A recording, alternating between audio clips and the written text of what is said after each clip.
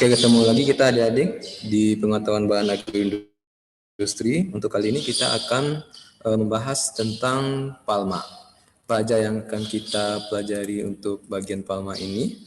Yaitu kita akan mengetahui tentang pengertian-pengertiannya, dan jenis-jenis yang menghasilkan apa produk yang dihasilkan oleh palma ini, dan fungsi, komposisi kimia, standar mutu, dan hasil olahannya.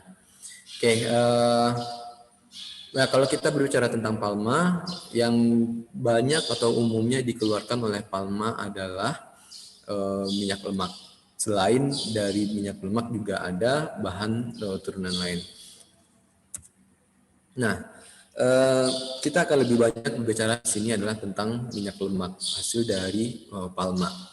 Apa itu minyak lemak? Minyak lemak adalah senyawa yang tidak larut dalam air yang berasal dari sumber tanaman dan hewan. Nah, senyawa ini memiliki komponen utamanya adalah ester asam lemak dari gliseril atau trigliserida. Kalau dari tumbuhan itu dari trigliserida. Nah, kalau lemak biasanya disebut dengan fat. Nah, itu adalah trigliserida yang berbentuk padat atau semi padat pada suhu biasa. Ingat, kalau lemak berbentuk padat atau semi padat pada suhu biasa. Tapi kalau kita berbicara tentang minyak atau oil, maka itu adalah trigliserida yang berbentuk cair pada kondisi yang sama, pada kondisi suhu biasa. Jadi kita dapat membedakan fat dan oil. Fat berbentuk padat pada suhu biasa atau suhu kamar. Oil berbentuk cair pada suhu biasa atau suhu kamar. Berapa suhu biasa atau suhu kamar? Silahkan cari. 27 sampai 30. Oke, apa aja komponen-komponen dalam lipid atau lemak ini? Ada 3 komponen, gliserida, asam lemak, dan komponen minyak lemak non-gliserida. Kalau komponen gliseridanya terdiri dari trigliserida, digliserida, dan monogliserida. Tri, di, dan mono ini adalah banyaknya percabangannya. Kemudian ada juga asam lemak fatty acid, ada asam lemak jenuh dan asam lemak tidak jenuh. Asam lemak jenuh yaitu saturated fatty acid. Kalau asam lemak tidak jenuh itu unsaturated fatty acid. Teman-teman harus bisa membedakan mana asam lemak jenuh, mana asam lemak tidak jenuh, apa perbedaannya, dan apa perbedaan manfaat kedua-duanya. Dan dari komponen lipid juga ada komponen minyak lemak non-gliserida. Nah, sekarang kita lihat yang pertama komponen lipid itu gliserida. Ada trigliserida dan ada mono dan digliserida. Kalau untuk trigliserida itu adanya 3 gugus ini, ester di dalamnya, OCl. Ini namakan trigliserida. Oke, ini hasil dari gliserol bereaksi dengan fatty acid menghasilkan trigliserida dengan air. Nah, itulah trigliserida. Bagaimana dengan mono dan digliserida? Kalau mono itu hanya mengandung 1, sedangkan digliserida mengandung 2 asam lemak. Trigliserida sederhana 3 mol asam lemak yang sama, trigliserida campur ada asam lemak berbeda. Itu untuk ini. Teman-teman bisa lihat di sini.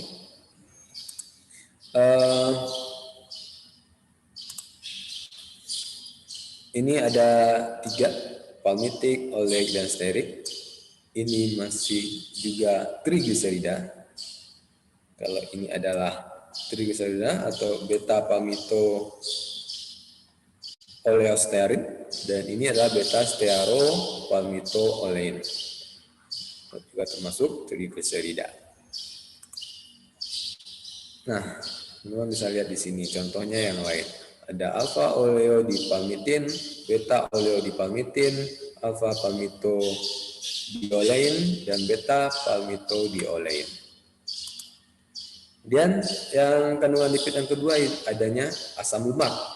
Asam lemak yaitu senyawa alifatik. Alifatik itu senyawa rangkaian karbon yang mengandung 1 gugus karboksil yang berikatan pada ujung rantai hidrokarbonnya. Oke. Ada paling enggak 1 bungkus karboksil di sini. Nah, kita dapat membedakan tadi yaitu antara rantai karbon asam lemak jenuh dan rantai karbon asam lemak tidak jenuh. Kalau jenuh berarti ke semua tangan yang ada pada C sudah berikatan dengan yang berbeda. Ini berarti CH2 berarti ada H2 ada H di sini, ada H di sini, ada C di sini dan ada C di sini. Kesemua tangannya ini sudah berikatan. Jadi tidak ada kesempatan lagi untuk membentuk ikatan. Ada, tapi harus mengeliminasi satu gugus ini. Tapi kalau asam lemak tidak jenuh, ada 1 minimal atau 2 atau seterusnya yang berikatan rangkap atau ganda. Sehingga yang tidak jenuh berarti dia masih bisa untuk berikatan. Ini masih bisa untuk berikatan dengan H mungkin, dengan O mungkin, atau bisa juga dengan C. Jadi ini dinamakan rantai karbon asam lemak tidak jenuh. Nah, tingkat ketidakjenuhan itu adalah jumlah ikatan rangkap pada asam lemak. Nah, pengelompokan minyak tidak jenuhnya ada non-drying oil, contohnya semi-drying oil dan drying oil. Ini pengelompokan minyak tidak jenuhnya. Nah, ini contoh asam lemak jenuh. Ada butirat dengan titik cairnya minus 8 derajat Celcius. Ada kaproat, kaprilat, kaprat, laurat, miristat, palmitat, stearat, arakidat, behenat, dan lignoserat. Oke, teman-teman, di sini dapat melihat ciri khasnya, yaitu adalah semakin banyak gugus C-nya, atom karbonnya, teman-teman dapat lihat akan semakin meningkat titik cairnya.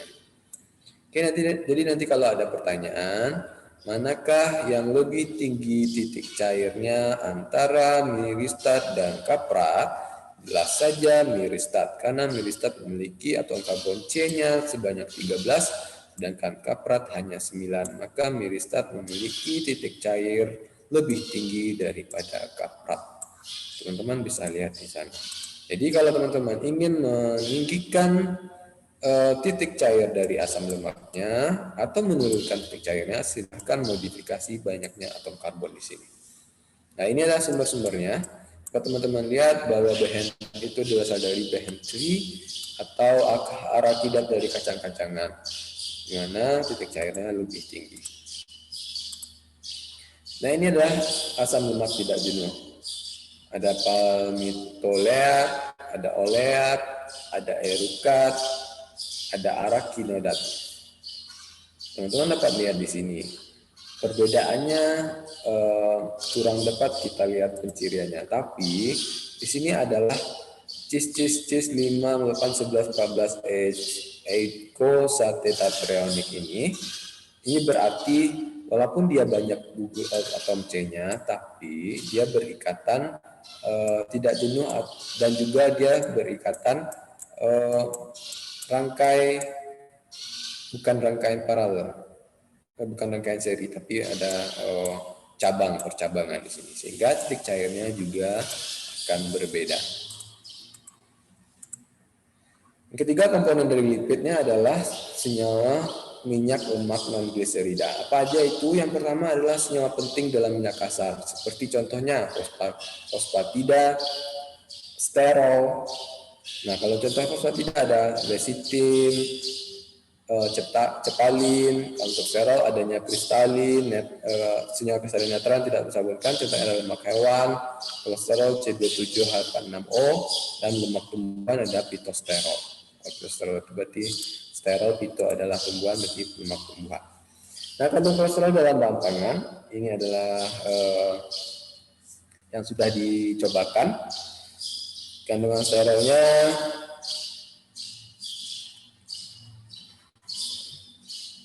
dapat teman-teman lihat, itu minyak lemak dan tumbuhan memiliki kandungan kolesterol kecil dari 50 ppm, dan yang paling tinggi itu adalah mentega dan minyak ikan. Teman-teman dapat lihat di sini minyak ikan yang pertama dan ada mentega. Jadi oleh karena itu remaja di masa pertumbuhan ya disarankan mengkonsumsi minyak ikan dengan batas tertentu.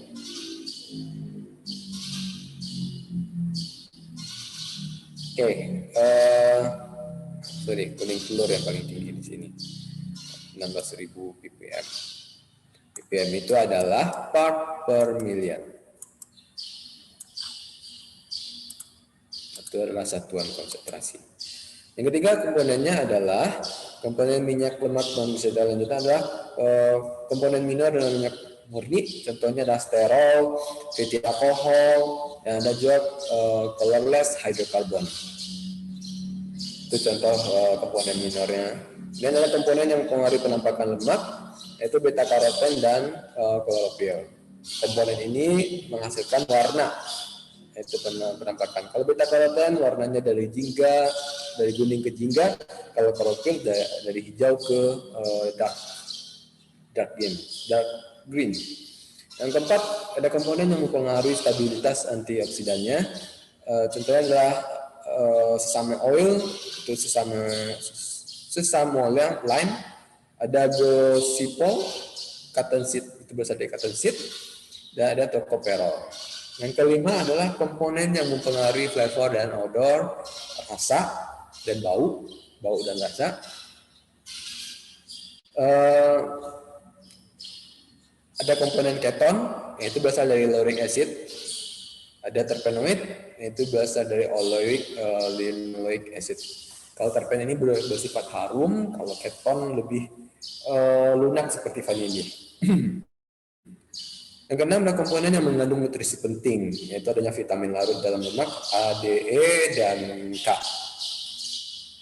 Ini ada mineral. Ini adalah 7 komponen yang ada dalam minyak lemak non berseda. Nah, ini adalah asam lemak esensial, di mana asam lemaknya berubah dari alpha linoleic acid menjadi docosahexaenoic acid, di mana DHA-nya berubah.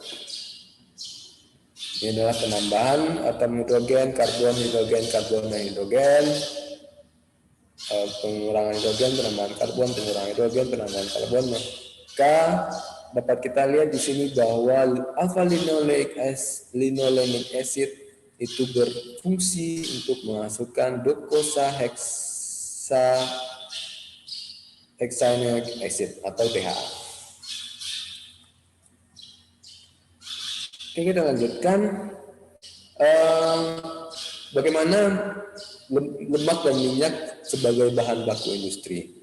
Dapat kita lihat di sini bahwa hampir dari 40% itu digunakan untuk asam lemak. Dan selanjutnya ada 30% kurang lebih untuk pakan hewan. Dan untuk sabun digunakan untuk sabun. Sabun yang teman-teman gunakan itu berasal dari minyak lemak. Kemudian ada polimer dan pelumas dan cat dan ada lain-lain 13%.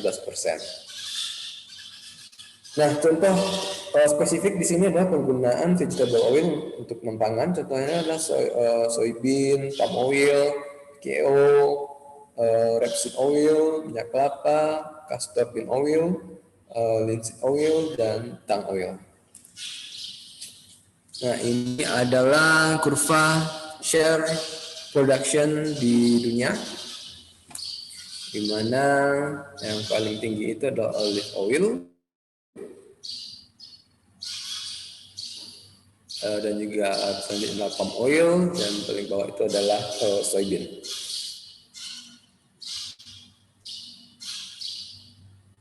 Ini kita bisa lihat di sini ada yang mengalami peningkatan dan ada yang mengalami penurunan.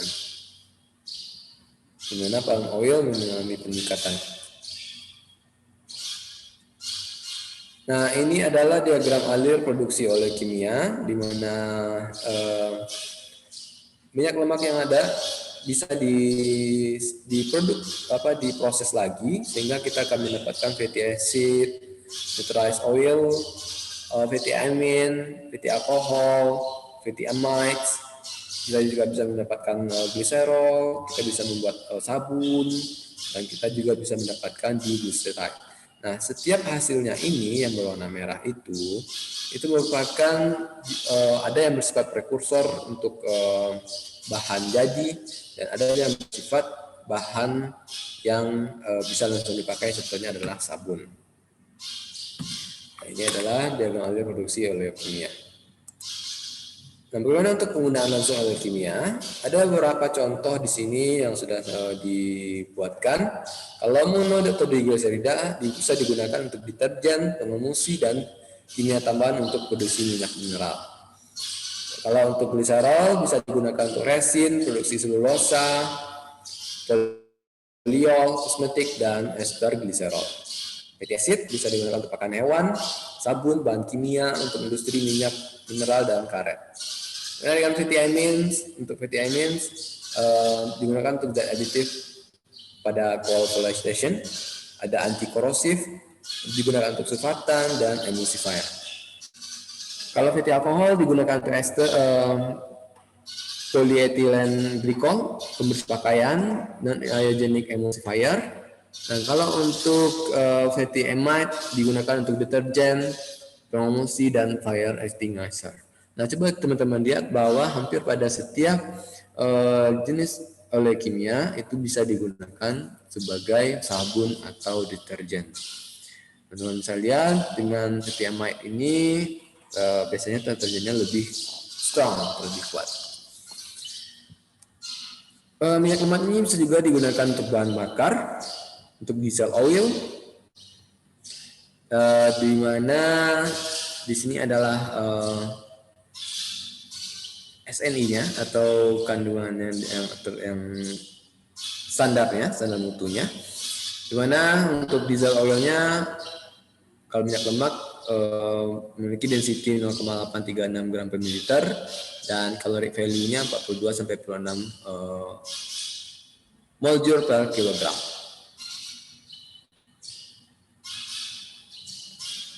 Nah, ini dapat teman-teman bisa lihat bahwa diesel oil lebih tinggi caloric value-nya jika dibandingkan sunflower oil dan rapeseed oil. Nah, untuk sebagai bahan bakar yang dilihat itu adalah caloric value-nya. Semakin tinggi maka akan semakin bagus. Dan itu juga yang lain juga perlu diperhatikan seperti sulfur, club point, dan flash point. Kalau sulfur ini diharapkan semakin kecil, di mana untuk mencegah pemampatan atau bisa juga korosif atau pemampatan pada atau kerak pada mesin. Kalau flash point itu adalah kemampuan untuk terbakar. Selanjutnya karakteristik lemak dan minyak. Sekarang kita lanjut ke karakteristiknya. Ada kelarutan dan plastisitas. Kalau untuk kelarutan, pasti minyak dan lemak itu tidak larut dalam air, tapi larut dalam pelarut organik. Apa contoh pelarut organiknya? Minyak bumi, ether, dan dichloride. Itu CCl4. Nah, kenapa dia tidak larut dalam metanol tersebut? Karena kelarutan itu dipengaruhi oleh sifat like dissolve like. Ini adalah bersifat nonpolar, maka dia akan larut di pelarut organik yang bersifat nonpolar. Apa itu nonpolar? Nonpolar adalah bahan yang akan atau tidak menyukai air. Nah, kita lanjutkan ini sebagai agen pengungsi untuk kelarutan ini. Jadi kalau dia tidak larut dalam air, mungkin kan dia akan membentuk campuran minyak dan air yang stabil dan akan terbentuk emulsi. Emulsi itu adalah di mana terperangkapnya udara pada larutan. Contoh emulsi ini adalah penggunaannya pada bisa dilihat pada penggunaan susu dan santan kelapa. Nah, santan kelapa digunakan sebagai pengemulsi pada berbagai makanan. Dan juga pada mentega dan margarin. Jadi pengemulsi ini berfungsi nanti adalah memperkaya rasa dan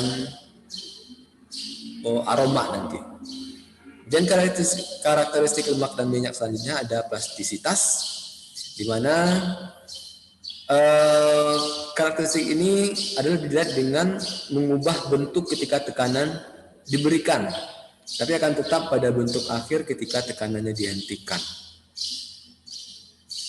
Lemak merupakan campuran trigliserida di mana ada cairan atau bentuk kristalin. Sehingga contohnya adalah margarin yang digunakan untuk white plastic range. Jadi ini bisa mudah untuk disebarkan. Jadi plastisitas adalah kemampuan dia beradaptasi dengan tekanan. Kemudian ada efek panas. Kalau efek panas ada 3 ciri khasnya sifatnya. Ada titik leleh, titik asap, dan flash point. Titik leleh itu adalah di mana sifatnya lemak tersebut akan meleleh jika dipanaskan pada suhu tertentu. Ini merupakan sebagai campuran trigliserida dan meleleh bila melebihi rentang temperaturnya. Ini juga disebut slip point, di mana temperatur pada saat lemak mulai meleleh. Ingat, slip point itu adalah titik di mana lemak mulai meleleh. Kalau untuk lemak biasa ada 30 sampai 40 derajat Celcius, kalau minyak di bawah suhu udara normal atau di bawah 27 sampai 30 derajat Celcius. Yang kedua, efek dari panas adalah titik asap atau smoke point, di mana ini bisa dianalisis atau diperkirakan kalau telah berada pada kondisi berasap, berarti lemak dan minyak mulai rusak karena menghasilkan suatu asap biru atau bau yang tajam. Ukuran yang titik asap ini ukuran yang berguna untuk menentukan kecocokan lemak atau minyak untuk kegunaan penggorengan. Jadi kalau fungsinya titik asap ini kita ketahui adalah titik ini pada saat penggunaan tidak boleh melebihi titik asap dari bahan minyaknya. Contohnya adalah lard atau minyak babi itu pada suhu 185 derajat Celcius, sedangkan corn oil itu adalah 232 derajat Celcius. Selanjutnya adalah flash point, di mana setelah berasap dia akan terbakar. Maka contohnya di sini adalah corn oil adalah 300 pada 360 derajat Celcius. Sifat lemak selanjutnya adalah ketingkan. Lemak atau minyak akan berubah bau jika kita biarkan pada waktu dan suhu tertentu. Ketingkan ini itu menandakan adanya kerusakan minyak. Karena adanya kerusakan minyak, hal ini disebabkan oleh mikroorganisme atau enzim di sana. Ketingkan ini berasal dari asam lemaknya yang berbeda. Nah, kita lihat apa aja yang disebabkannya. Yang menyebabkan ketingkan ini adalah oksidatif dan transitivity, di mana ini adalah reaksi antara trigliserida dan oksigen dari udara. Dan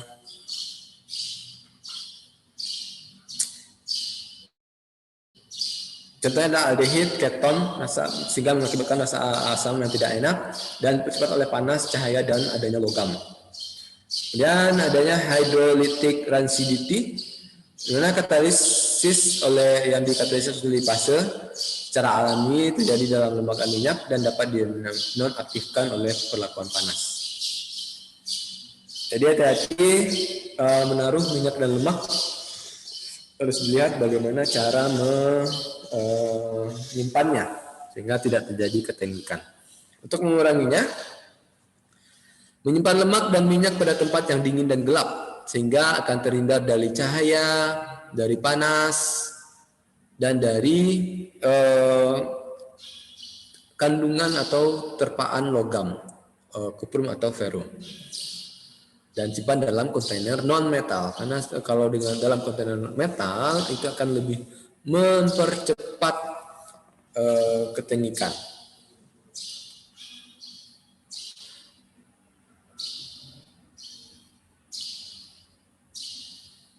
Eh, yang kedua, menjaga lemak tetap tertutup rapat. Dan yang ketiga adalah mengubah antioksidan, menambah antioksidan komersil, itu adalah BHT.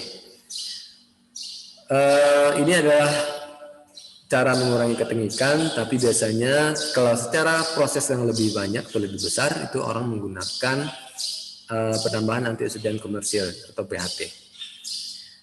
Kemudian sifat lemak dan minyak lain adalah penyambunan. Ini diakibatkan adalah perubahan atau acidifikasi trigliserida menjadi gliserol dan sabun. Ini bereaksinya trigliserida dengan caustic soda atau NaOH atau KOH. Teman bisa membuat sabun sendiri di rumah dengan mereaksikan trigliserida dengan caustic soda. Nah, bagaimana penggunaan lemak dan minyak dalam pangan? Kalau untuk penggorengan, ini digunakan dengan pada temperatur tinggi sekitar 180 derajat Celcius, di mana penggorengan ini digunakan untuk metode karena metode masaknya yang lebih cepat dan transfer panas cepat antara minyak, lemak dan makanan. Dan ada juga efek softening lemak. Efek softening ini seperti biskuit dan pastry, mana lebih renyah dan zat. Lemak melapisi mulut kaki dan gluten sehingga memecah strukturnya. Ini akan menjadi lebih renyah dan zat. Ada efek creaming dan aerating. Efek ini adalah menggabungkan gelembung udara kecil ke dalam campuran dan mencerahkan produknya. Jadi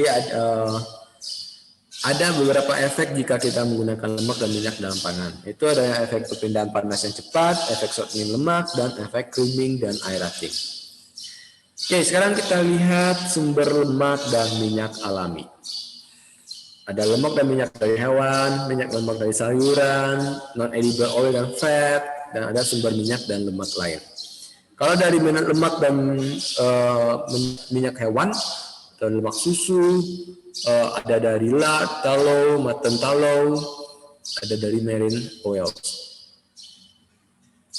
Kalau itu adalah babi, mutton tallow itu adalah anak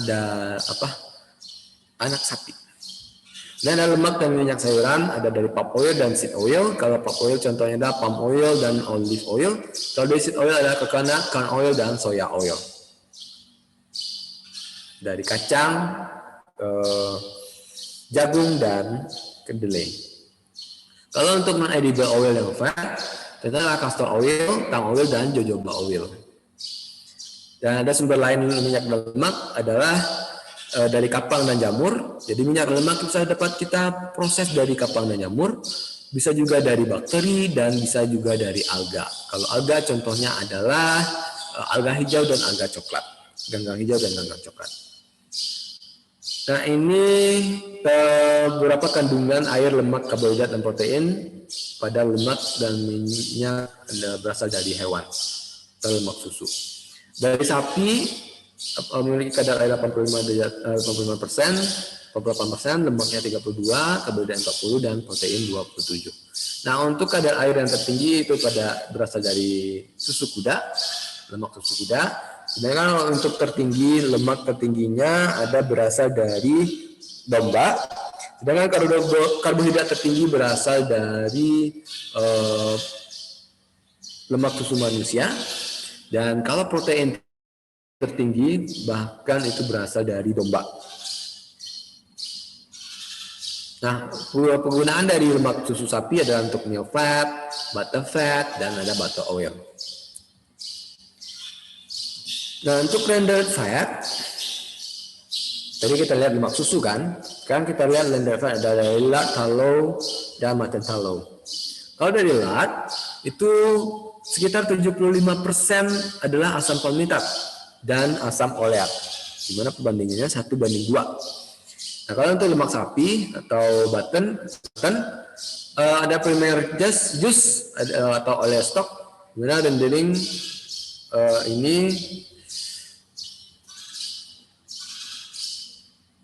ini berasal dari lemak yang ada pada hati, lambung dan jeroan di dalamnya.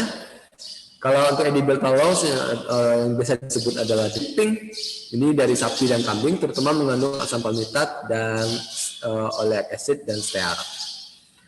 Nah, untuk komponennya dapat kita bedakan di sini pig dan cow-nya. Dapat kita lihat bahwa rasanya cow lebih 49% lebih disukai. Nah, kalau untuk dress weight-nya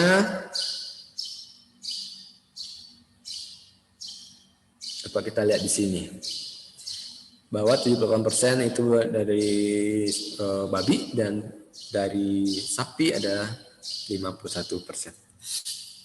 Oke, bagaimana dengan minyak dan lemak hewan laut? Itu biasanya berasal dari minyak ikan paus, minyak ikan, minyak hati ikan atau ikan kod, itu berasal dari hatinya. Kalau minyak ikan paus biasanya itu adalah dari paus kutub. Biasanya itu terdiri 30% unsaturated atau tidak jenuh, C22 dan C24, dengan atom karbonnya sebanyak C22 atau 24. Atau paus kutub selatan, di mana ini akan kaya vitamin A. Dan juga dengan sperm oil, 50% itu adalah wax cetyl alkohol. Nah, ini bisa disubstitusi dengan jojoba oil. Di mana kita ambil minyak ikan paus ini, biasanya itu dari hati, dari daging, dari tisu juga. Ini komposisi dari tubuh dari paus biru. Ada 47% adalah daging. Minyak ikan ini bisa disebut byproducts, marine byproduct atau byproduct dari kegiatan perikanan. Di mana lemak ikan ini ternyata 3-5%, ada ikan herring 20% dan sardin 18%. Minyak ikan ini kaya akan polyunsaturated fatty acid, terutama asam lemak, dan kalau minyak hati ikan kaya vitamin A dan vitamin D. Ini membawa vitamin juga. Kalau untuk tumbuhan, klasifikasinya terdiri dari palm oil, lauric oil, fat rich in palmitic and stearic acid, seed oil rich in palmitic acid, seeds oil rich in oleic and linoleic acid, ada leguminosae, dan ada cruciferae. Untuk palm oil, ada palm oil, olive oil, dan avocado. Palm oil itu berarti berasal dari biji, dari buah-buahnya. Kalau dari lauric oil, ada itu coconut, palm kernel, babasu, laurel, nutmeg oil, dan dica butter. Teman-teman dapat lihat di sini. Ini adalah asal atau sumber dari minyak tumbuhan. Nah, ini adalah kelapa sawit. Teman-teman dapat lihat di sini. Nah, kernel itu adalah dari dalam atau daging putihnya, atau kalau di kelapa itu adalah daging buahnya. Sedangkan yang di luarnya namanya mesokarp. Nah, produk utama dari sawit ini ada CPO, crude palm oil, dan PKO. Palm kernel oil. Di mana minyak sawit ini banyak mengandung palmitic dan oleic acid. Jadi produk utama dari sawit itu adalah crude palm oil atau CPO, dan ada juga palm kernel oil. Oke, berarti yang sering kita dengar kalau crude palm oil itu berasal dari mesokarpnya. Nah, buah sawit ini dapat dipanen sampai umur 45 tahun dan remen maksimalnya tercapai setelah 12 tahun. Penanaman kembali setelah 25 tahun bisa dilakukan dan produksinya bisa mencapai 20 metrik ton tandan buah per tahun per pohon. Nah, saat ini Indonesia produsen pertama terbesar dunia dan yang kedua adalah Malaysia. Pada saya membuat ini tahun kemarin satu lagi, Indonesia berada pada nomor 2 dunia. Jadi ingat, produk utamanya ada CPO dan PKO. CPO itu berasal dari kernelnya dan PKO berasal dari mesokarpnya. Oke, kenapa CPO juga bagus? karena apa? Kenapa CPO diminati? Karena hampir 60% dari buah sawit itu adalah mesokapnya. Dan dari 60% itu ada 39% minyaknya. Oke. Jadi kita dapat mengambil sebanyak 30% dari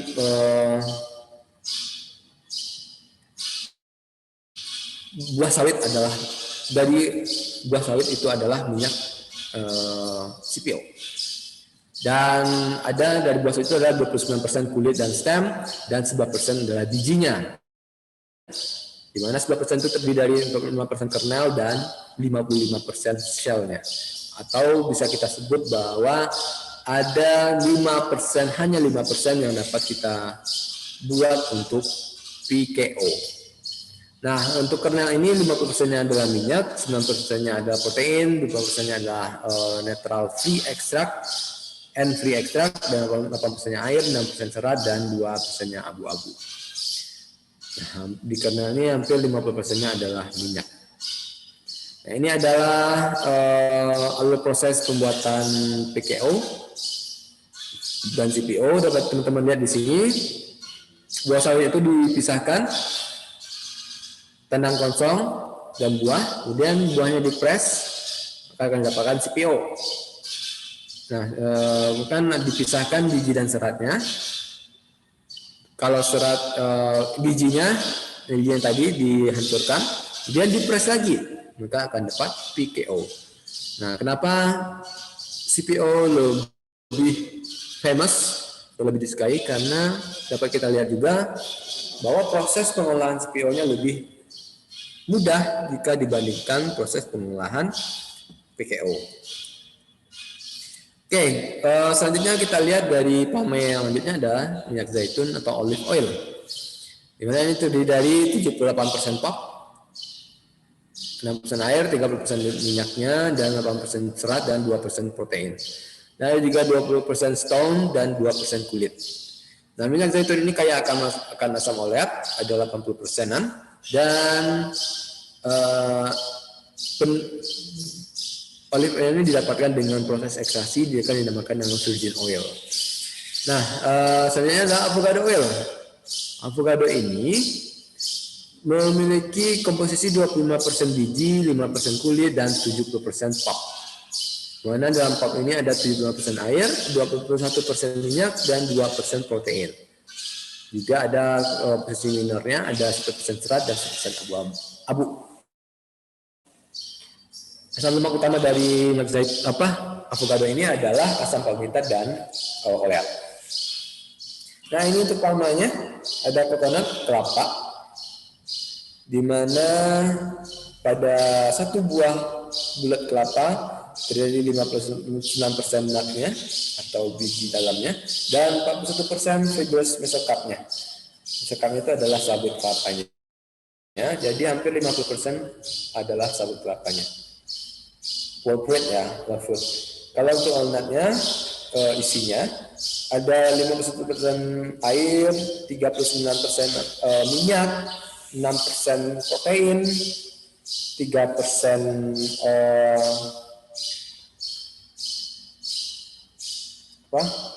abu. Nah, kemudian dengan endospermnya ada 46% air dan 54% kopra. Untuk kopra ada minyak 67%, ada free extract, ada protein, ada es, dan ada fiber. Teman-teman dapat lihat gambar di sini yang dinamakan dengan nut itu adalah bagian ini, yang putih, dengan ini adalah mesokarpnya.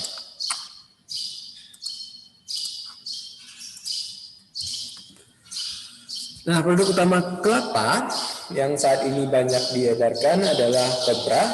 Ini berasal dari endosperm atau daging kelapa kering. Dan ada minyak kelapa. Minyak kelapa ini memiliki kadar laurat jenuhnya, asam laurat jenuhnya yang tinggi. Yang ini dapat digunakan untuk produksi produk sabun, deterjen, dan juga pangan. Dan ada ampas kopra, itu tertinggal setelah proses ekstraksi. Ini dapat digunakan untuk pakan ternak. Ada juga desiccated kekana. Ini dry coconut milk, dapat kita ambil sel dan brown testa yang lebih murah dan yang dipecahkan atau pared away. Dan digunakan untuk makanan dan confectionery. Selanjutnya serat kelapa atau sabut kelapa atau koir. Koir ini terbaik dibuat dari buah kelapa matang atau yang berumur 11 bulan.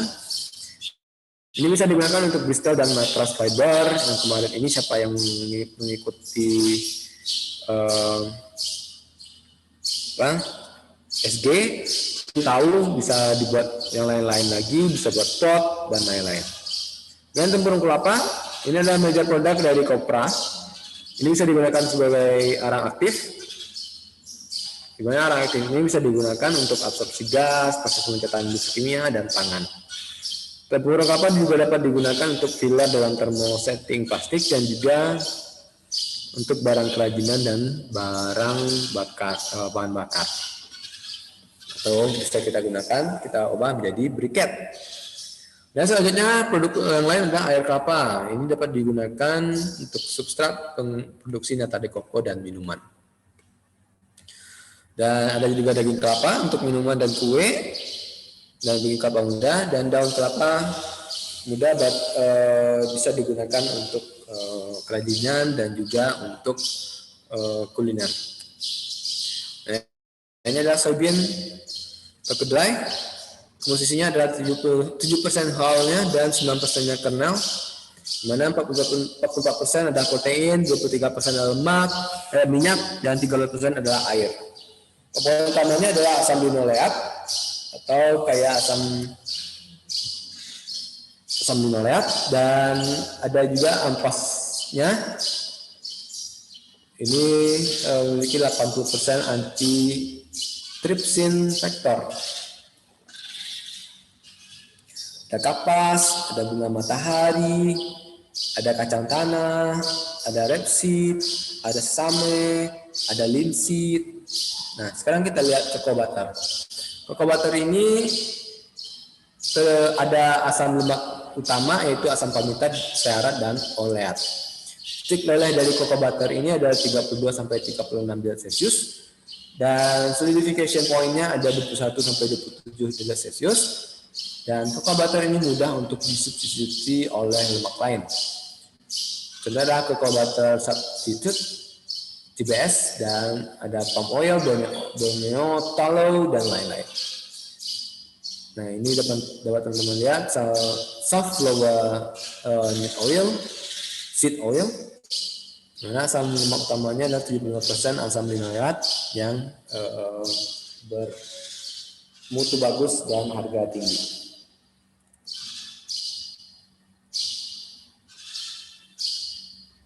Ada corn, jagung, kualitas minyaknya tinggi, 60% endosperma, 24% GAM, dan 7% HAU.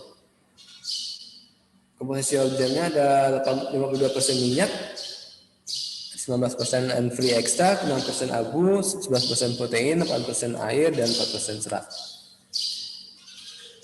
Ada juga bahan semunak atau buah nira, ada grape, ada niga flower atau niga seed, ada juga buah jarak.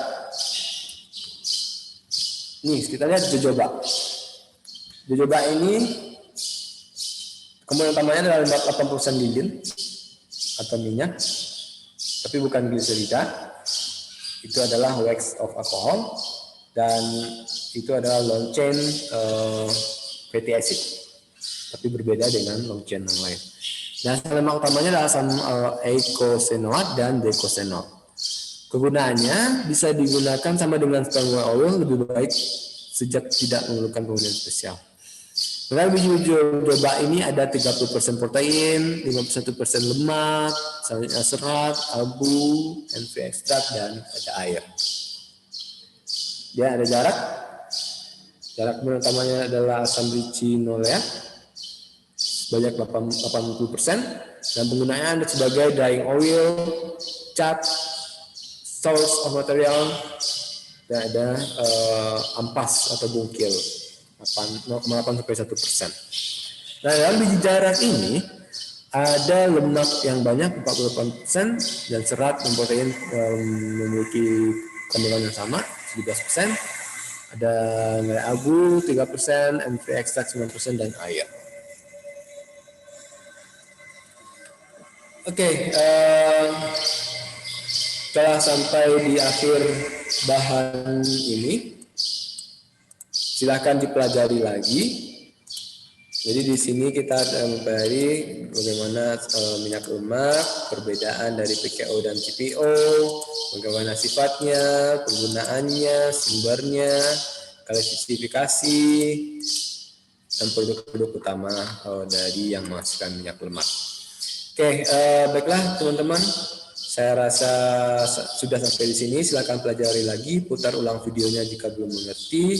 Nanti kita akan ujian UAS sesuai dengan jadwalnya dan silakan dipelajari.